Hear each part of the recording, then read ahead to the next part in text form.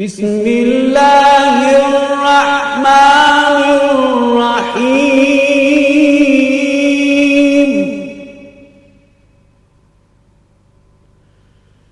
الرحمن علم القرآن خلق الإنسان علمه البيان.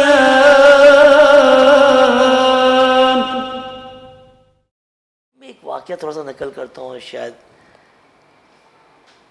لوگوں کے دلوں میں بیٹھ جائیں. جب نمرود نے چاہا کہ حضرت ابراہیم کو آگ میں پھینکے اور اسے پھینکا، تو ایک میڈک کنارے پہ بیٹھا ہوا تھا، دریا کنارے پہ بیٹھا ہوا تھا. تو اس نے اپنے میڈک کا پنجہ نے کیا ہوگا، اس نے پانی بھر کر چاہا اسے پھینکنے کے لیے. اس سے پہلے کہ وہ پھینکے دوسرے جانور نے ہنس کے کہا اس کو، میڈک میں کیا کر رہے ہو؟ پانی پھینک رہا ہوں. کہتے کیا اسے تو اس کی آگ بجھ جائے گی؟ کہا کہ مجھے پتا آگ نہیں بجھے گی، لیکن کم از کم اگر خدا نے مجھ سے پوچھا آخرت میں تو میں کہہ دوں گا کہ میں نے اپنا وظیفہ، اپنا فرض، اپنی ڈیوٹی انجام دی تھی جو میرے سکت میں تھی، میرے ہاتھ میں تھی. لیکن اس کو میری بات غور سے آپ سنیں، اللہ نے کیا کیا؟ وہ آگ کیا ہو گئی؟ گلزار.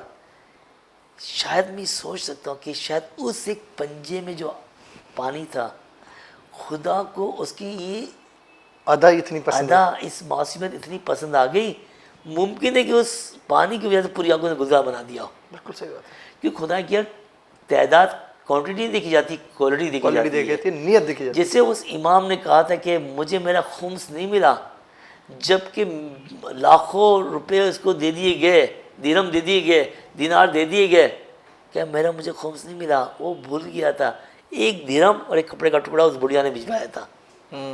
امام نے کہا کہ اس خمس کو لے کے اس کو چوما اور کہا کہ بڑھیا کو کہنا کہ یہ میں نے تمہارا خمس وصول کر لیا، جبکہ جنہوں نے ہزاروں یا لاکھوں درہم دیا اس کو کچھ پیغام نہیں دیا، اس بزرگ کو دیا، اس خاتون کو، بڑھیا کو دیا، اور کہا کہ اور اس کو یہ تحفہ دیا کہ میرا تحفہ میرا دیا اس کو پہنچا دینا.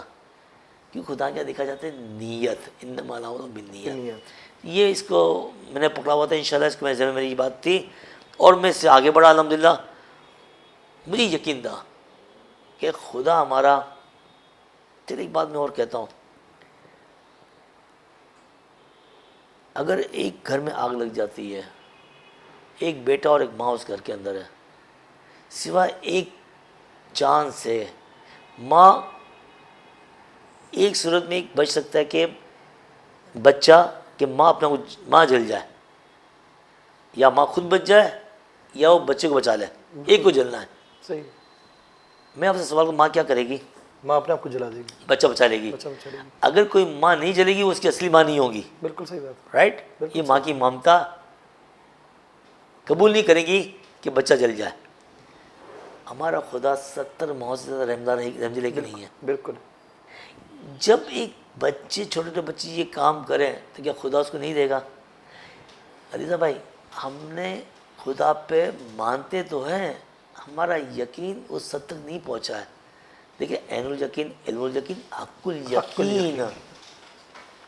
یقین مانے آپ خدا سے آگے بڑھیں، ایک قدم بڑھے. خدا نے کہا میں 10 قدم تمہارے پاس آؤں گا. 10 قدم، تم ایک قدم تو آؤ. 10 قدم معذاللہ خدا نے اتنی بڑی بات ہم نے کہہ دی، اور 10 قدم، فقط 10 قدم. خدا کے قدم سے مراد کیا ہے؟ کبھی سوچا ہم نے؟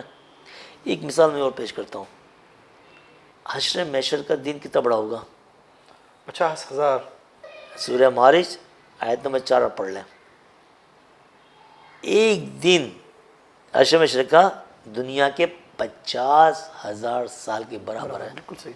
رائٹ. بالکل صحیح. یہ تو دنیاوی بات ہو رہی ہے، خدا کے قدم کی بات نہیں ہو رہی ہے. بالکل. البتہ خدا کے قدم مراد مانوی طور پر ہے، مانوی طور پر. بالکل صحیح بات ہے. انلمیٹڈ ہے، انلمیٹڈ ہے. آپ آگے بڑھ کے دیکھیں، یہ تو ہم نے لمس کیا، میں نے محسوس کیا واقعی میں.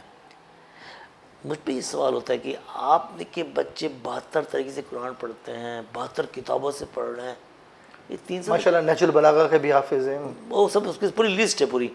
تو یہ 3 سال میں کیسے ممکن ہو گیا؟ اب میں ایک جملے میں آپ کو سمجھا دیتا ہوں یہ بات کو، اور یقین مجھے یقین ہے کہ آپ اس بات کو سمجھ جائیں گے انشاءاللہ. جب آپ سمجھیں گے تو مجھ سے بہتر الفاظ میں آپ ناظرین کو سمجھا سکیں گے کہ جو گفتگو کا انداز آپ کے پاس ہے میرے پاس نہیں ہے. نہیں ماشاءاللہ بہت اچھی استغفر اللہ. میں آپ سے ایک سوال کرتا ہوں، آپ فرض کریں آپ کو سوئمنگ نہیں آتی ہے، آپ کو استاد چند آپشن رکھتا ہے. اگر فری اسٹائل سیکھنا ہے تو 6 مہینے میں آپ سیکھ سکیں گے.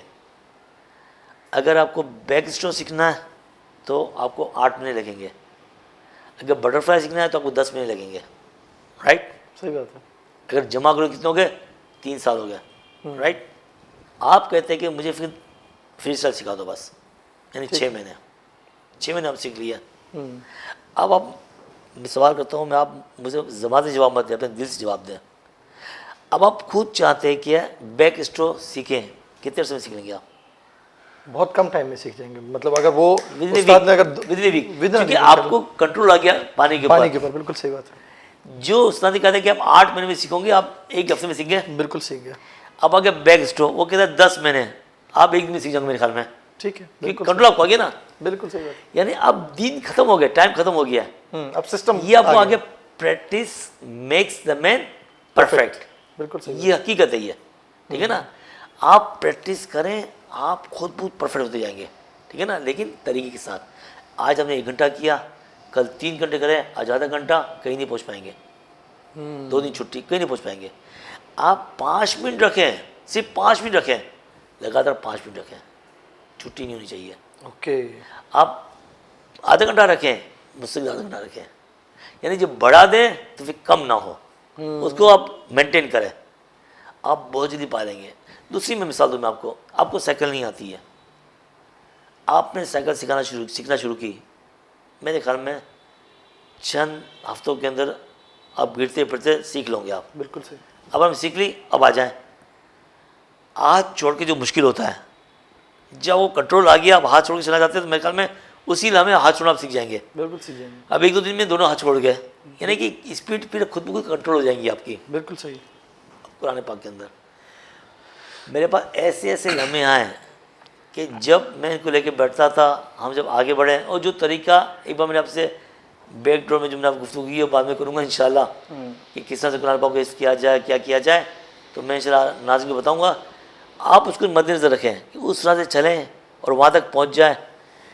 ایسا وقت آیا میرے بچوں کے ساتھ کہ میرے کو کہتے تھے کہ ایک دفعہ پڑھا، کہتے آگے بڑھیں. یعنی پڑھتا گیا، میں آگے بڑھتا گیا، انہوں نے ریپیٹ بھی نہیں کیا، مجھے سنا رہے ہیں. ماشاءاللہ. یہاں تک وہ پہنچ گئے کہ کہتے کہ تم کاغذ بھی لکھو، ہم پڑھ لیتے ہیں، کمرے کے باہر جو ہم پڑھ لیتے ہیں. کہ جو میں بھی بحث نہیں کرنا چاہتا ہوں کہ لوگوں کا ذہن کافی الجھ جائے گا. ہم سسٹم کے ساتھ چلیں گے تاکہ سمجھا کے چلیں گے کہ کیا ہوا. اس میں کوئی بھی انہونی بات نہیں ہے کہ جیسے کہ میں نے کہا کہ کچھ لوگوں نے کہا تھا کہ جادو سحر تو نہیں ہے. ہم قرآن ہم دیکھ رہے ہیں، بچہ آپ کا بتا رہا ہے، یہ کیسے ممکن ہے؟ چلیں میں ایک اشارہ کی کہ یہ بات کافی مشہور، میرے کو بہت سارے لوگوں نے خیر یہ میں اس لیے کہ آپ نے بہت سارے آیت اللہ کی جو بات کی کہ میرے پاس آتے تھے، وہ بڑی حیرت ہوئی مجھے. وہ قرآن سننے نہیں آتے تھے رضا بھائی، قرآن سننے نہیں آتے تھے ہمارے پاس. وہ یہ تحقیق کرنے آتے تھے کہ کیا اس میں کوئی سی انہونی بات ہے یا نہیں.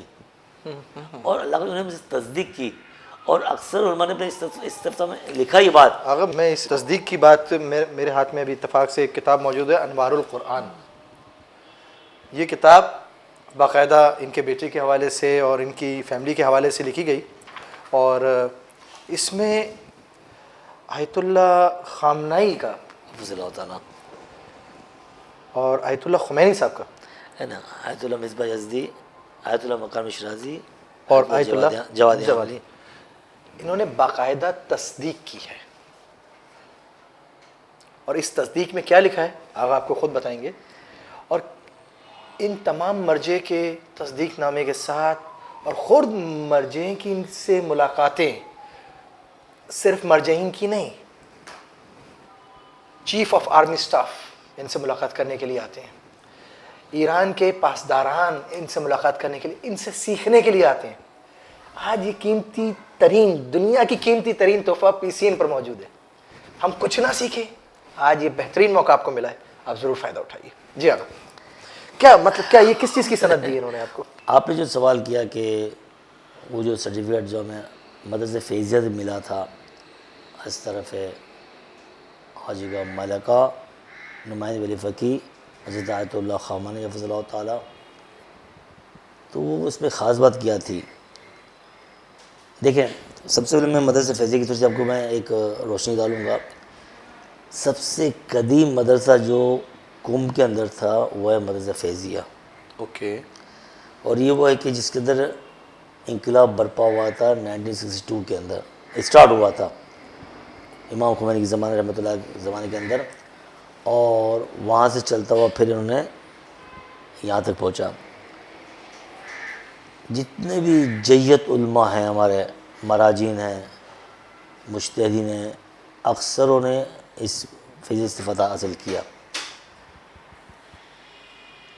حاجی کا ملکہ نے ہمیں دعوت کی، ہمارے بچوں کو دعوت کی، اور الحمدللہ کہ روحانیوں کے درمیان بھی اس لیے پروگرام کرنے مزہ آتا تھا کہ ان کے سوالات علمی ہوتے تھے. اور ہمارے بچوں نے جو میں نے اشارہ کیا کہ مفاہیم قرآن میں بڑا کام کیا. اوکے. قرآن حفظ کرنا تو مثلا ایک طرح سے ایک نارمل تھنگ ہے، معاذ اللہ غلط نہ سمجھے تو طوطا بھی حفظ کر سکتا ہے. میں نے ابھی یہ اسی متعلق ذیشان حیدر جوادی صاحب کا ایک سفر نامہ جو میں پڑھ رہا تھا تو اس میں آپ کا ذکر آیا، اور اس میں یہ لکھا ہوا تھا کہ میں حیران ہو گیا اس خانوادے سے مل کر. حافظین میں نے بہت دیکھے، لیکن جو اہل بیت کے در سے حافظ ہوا ان کا معیار الگ ہے. اور ایک جو طوطے والی بات ہے کہ جو ایک حافظ ہو جانا اور عمل نہ ہونا، بہت سارے حافظ ایسے گھوم رہے ہیں. بالکل اس کی میں تائید کروں گا. اگرچہ میں اس کا مقصد نہیں، میں معاذ اللہ قرآن پاک کی توہین کر رہا ہوں. کہنے کا مقصد یہ کہ سادہ قرآن حفظ کرنا بھی اس کی بھی بڑی سعادت ہے اور اس کی بڑی اہمیت ہے اور بڑا ثواب ہے. بالآخر کلام خدا ہے، الفاظ خدا ہے. بالکل. لیکن کہنے کا مقصد ہے کہ طوطے کی کوشش کیا ریٹ رٹ سکتا ہے.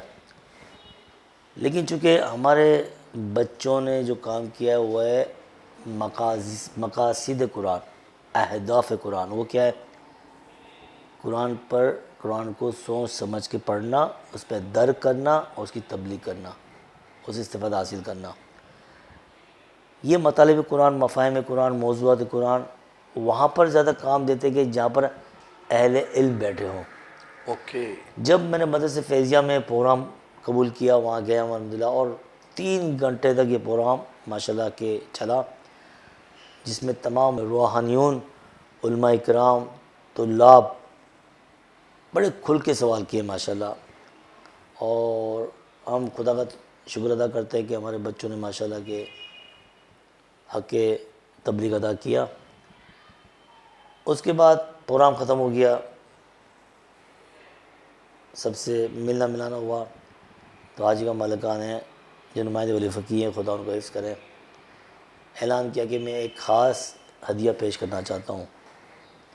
خیر میں ہدایہ تو بہت سارے میں نے پھر بھی آپ کو تذکرہ کہ ملتے رہے ہوں، مل چکے ہیں، لیکن یہ ایک واقعی میں انوکھا ہدیہ تھا کہ جو انہوں نے پیش کیا، جو اب تک ہم نے سوچا بھی نہیں تھا. وہ 5 سرٹیفکیٹ تھے میرے نام پر، میری وائف کے نام پر، میرے بیٹے صادق کے نام پر، بیٹی زہرا کے نام پر اور فاطمہ بھتیجی کے نام پر.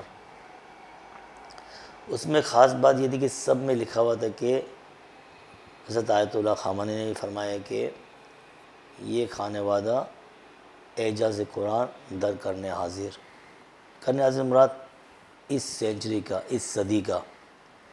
اب مجھے واقعی میں بڑا تعجب ہوا، اور وہ سرٹیفکیٹ ماشاءاللہ کہ انہوں نے پیش کیا کہ جو میں نے باقاعدہ کتابیں میں چھپا، آپ نے دیکھا ہوگا وہی کتابوں کے اندر. تو یہ میرے لیے ایک انوکھا واقعی میں تحفہ تھا، ہدیہ تھا. اور اس سرٹیفکیٹ کی یہ اہمیت تھی کہ ماشاءاللہ پھر جس اخبار نے دیکھا اس کو مطالب کو چھاپا، باقاعدہ خبرنامہ جو ایران میں آتا تھا اخبار کے نام سے اس میں بھی اعلان کیا گیا. تو خیر ہم تو ابھی بھی اپنا وہ خادم قرآن سمجھتے ہیں اور ایک قطع دریا حافظ نہیں سمجھتے ہیں، لیکن یہ نظر آگاہی تھی کہ انہوں نے یہ ہمیں اعزاز دیا. بس ہماری آپ سے ناظرین دعا یہ ہے کہ آپ دعا کر کے خدا ہمیں اس طرح سے بنا دے. بالکل صحیح. بس یہ ہماری دعا انشاءاللہ. آپ لوگ جب وہاں پہنچ گئے اور 3 سال آپ لوگوں نے بڑی سختی میں گزارے جو آپ نے بتائے. ایک پاکستانی، وہ بھی خصوصاً خوجہ کمیونٹی سے تعلق، نیاز ہم بڑے شوق سے کھاتے ہیں، بریانی کے بغیر ہمارا گزارا نہیں، حلیم کے بغیر ہمارا گزارا نہیں. وہاں پہنچ کے بالکل انٹائرلی ایک الگ ماحول کے اندر وہاں کا کھانا پینا بالکل ایک الگ، ایک بالکل پھیکا کھانا، کیسے اس کو آپ لوگوں نے مینیج کیا؟ میں ناظرین تھوڑا سا گفتگو کو ان کی زندگی کی طرف زیادہ لے جاتا ہوں، اور پھر آہستہ آہستہ ہم انشاءاللہ سبق کی طرف بھی آئیں گے، آہستہ آہستہ ان کے طریقہ کار کی طرف بھی آئیں گے کہ ہم اپنے بچوں کو کس طرح سے قرآن کو حفظ کرائیں، اور اس کا اعجاز کیا کیا ہوا، کیا کیا ان کو فائدے ملے. انہوں نے دنیا کو چھوڑ دیا، اللہ کو پکڑا، اللہ کو پکڑنے کے بعد ان کے ساتھ کیا ہوا. پروگرام کے دوران بہت ساری چیزیں، بہت سارے واقعات آپ دیکھیں گے. جی آپ. رضا بھائی آپ سوچ کے بیٹھے کہ مجھے ہر طرح سے آپ کو مجھے پریشان کرنا ہے. نہیں اگر یہ سوال آپ کا ویسے ایک لحاظ سے اچھا اس لحاظ سے کہ کم از کم ہم اپنی زندگی کا مقصد حاصل کرنے کے لیے یہ طے کر لیں کہ ہمیں کھانے کے لیے جینا ہے یا جینے کے لیے کھانا کھائے. یہ دو فرق ہے. ابھی آپ نے جو کہا بریانی، نہاری اور یہ اگرچہ میرے منہ میں پانی آ چکا ہے لیکن میں نے شاید اپنی گفتگو میں یہ عرض کیا تھا، اگر آپ کو یاد ہو، کہ ہماری زندگی بیچ کے طرح ہونی چاہیے، ایک سیٹ کے مطابق ہونی چاہیے. یہ سیٹ اپنا کو فنا کرتا ہے تو درخت نکلتا ہے. بالکل صحیح. اگر ہم نے اپنا کو فنا نہیں کیا شروع کے اندر، ہمارا درخت نہیں نکلے گا. ٹھیک ہے. درخت بننے کے لیے لازمی ہے کہ ہم اپنے آپ کو بالکل اپنی ناک کو رگڑ دیں زمین سے خدا کے لیے. لہٰذا آپ نے پوچھا ہم نے کیا کھایا 3 سال تک. 3 سال نہیں، ہم کئی سالوں تک، اس سے بھی زیادہ. اگرچہ کہ جب میں نے پروگرام بھی شروع کر دیے کرنا 3 سال کے بعد، میرا خرچہ 1200 تومان تھا ایران میں. صرف 1200 تومان؟ 1200 تومان پورے مہینے کا. اب میں آپ کو بتاؤں کیسے.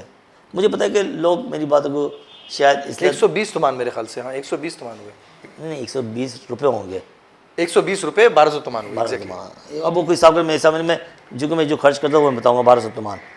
تو یہ 1200 تومان لوگ اس میں کہتے کچھ زیادہ میں مبالغہ کر رہا ہوں، لیکن میں بالکل قطعی طور پر یہ میں کسی تبلیغی عنوان سے نہیں، کسی مبالغے عنوان سے نہیں، بے ساختہ ہی کہہ رہا ہوں کہ یہ ہمارا کئی سالوں تک یہ وطرہ رہا.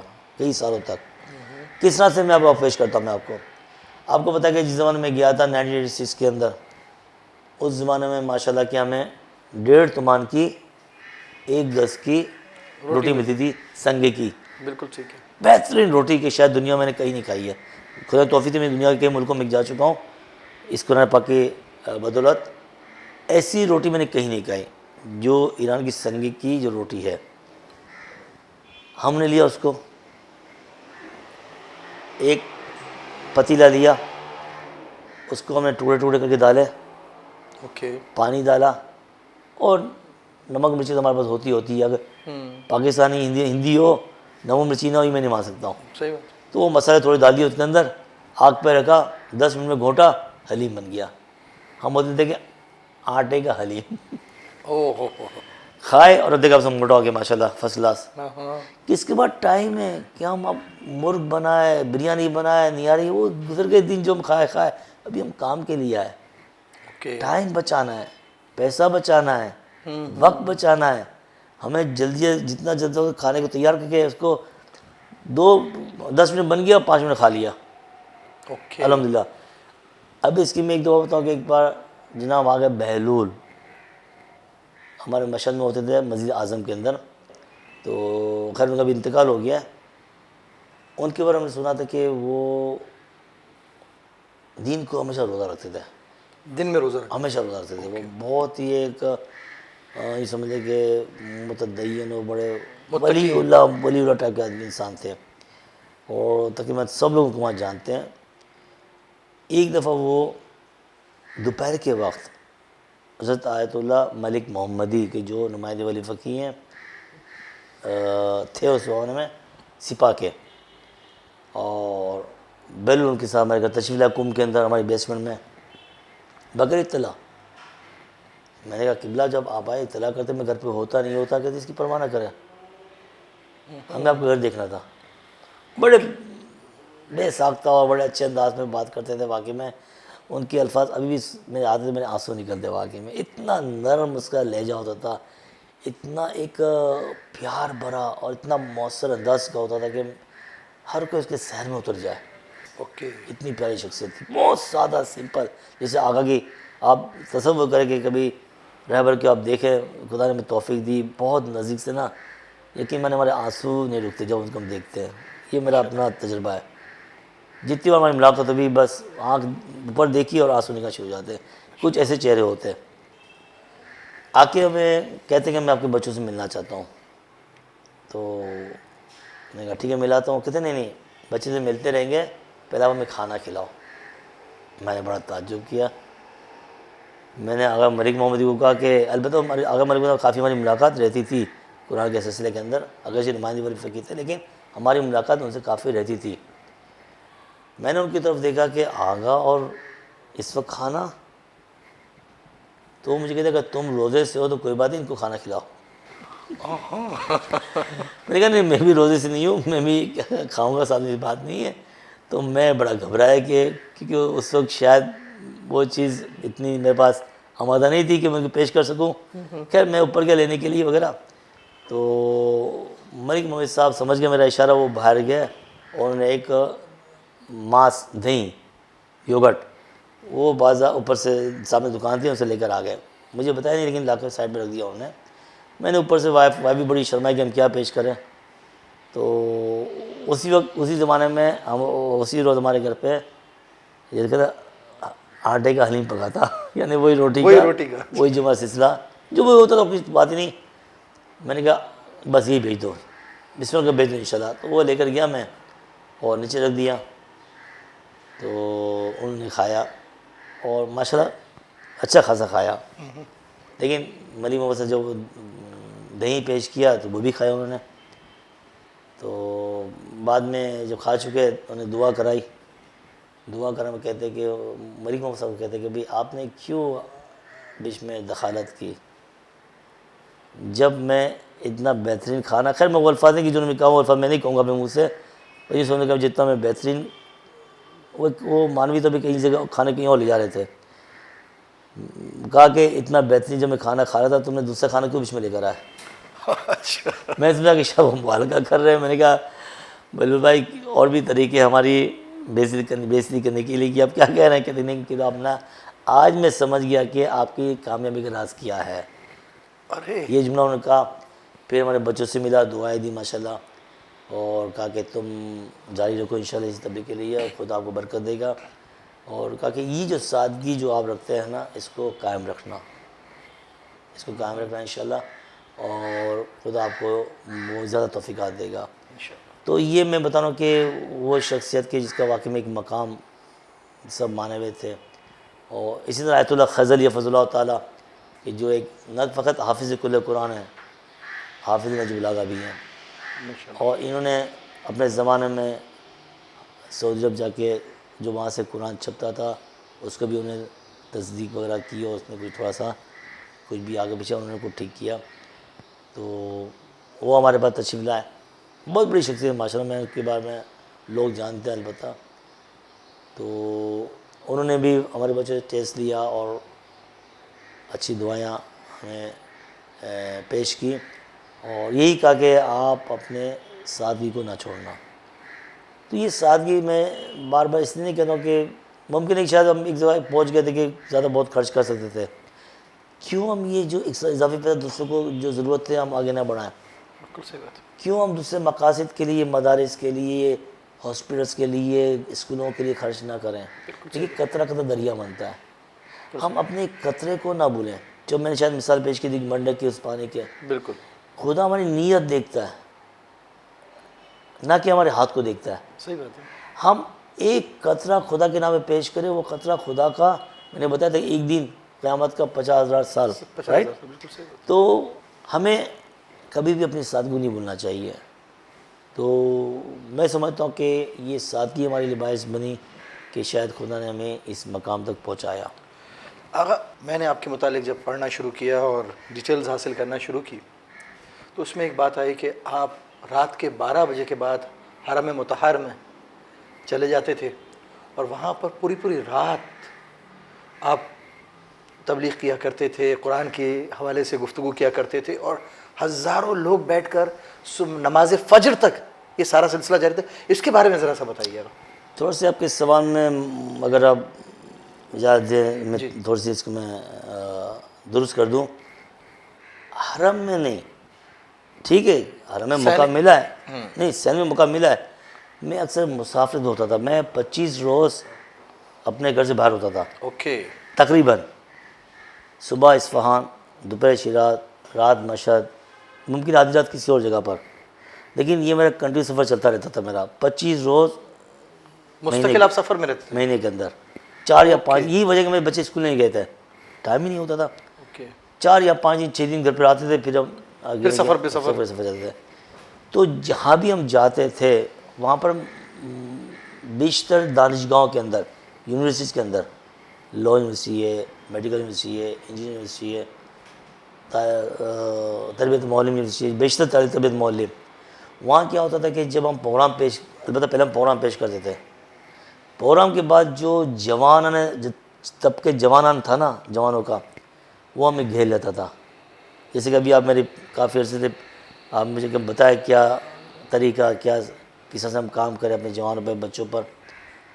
تو اسی طرح ہمیں گھر کے بات کیا کرتے تھے, پوچھتے کہ کون کون. تو میں نے کہا اس کے لیے کہ میں شارٹ کٹ بات نہیں کروں گا, جیسے میں نے آپ سے شارٹ کٹ بات نہیں کی. ہم طریقے سے بات کریں گے, بتائیں گے کہ کس طرح سے کام کیا جائے اور اسٹیپ بائی اسٹیپ اس کو آگے بڑھانا آپ کو ہے. تو اس کے لیے پھر ہم بیٹھتے تھے نماز کے ساتھ. جی ہاں, نماز مغرب عشاء کے بعد بیٹھتے تھے, اور اکثر ہم نے نماز جماعت صبح کی فجر کی نماز ساتھ میں پڑھی ہم نے ماشاءاللہ. اور میں نے دیکھا کہ بجائے لوگ کم ہونے کے لوگ بڑھتے چلے جاتے تھے. اوکے. یہ میرا ایک وہ تجربہ ہے کہ جو سب سے ایک کہنا چاہیے کہ یادگار میرا یہ تجربہ ہے کہ جو میں نے دیکھا اپنی آنکھوں سے کہ وہ جوان کے جو ہمیشہ قرآن سے بھاگتے معاذ اللہ, لیکن اس قرآن پاک نے اتنی لذت بخشی ان کو, یا اس پروگرام نے, یا بچے جو پروگرام پیش کیا کرتے تھے مختلف قسم کا, وہ مجمع بڑھتا چلا جاتا تھا.